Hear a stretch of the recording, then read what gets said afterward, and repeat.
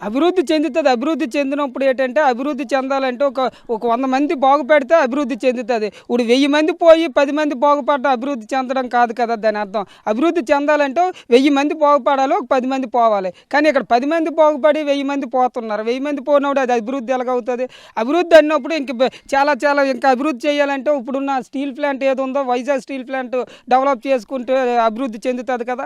పక్కనున్న 15 సంవత్సరాల కింద జిందాల్ చెప్పారు. ఇప్పుడుకొచ్చి ఆ కంపెనీ కూడా ఇప్పుడుకొచ్చి చేయని పరిస్థితిలో ఉన్నాయి. ఈ జూట్ మిల్లు ఉంది.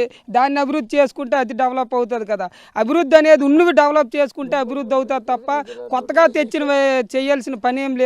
కొత్తగా తెచ్చిన వల్ల అభివృద్ధి ఏమవుతది? మేము రైతులు పండించే పంటల మీద, రైతులు ఇచ్చేసే పంటల మీద బతికి ఇచ్చేయడం కరెక్ట్ కాదు కదా! కంపెనీ చాలా వేల ఎకరాలు, బోలెడు ఎకరాలు కొండల మీద, ఈట్ల మీద, ఆటిల మీద ఉన్నాయి.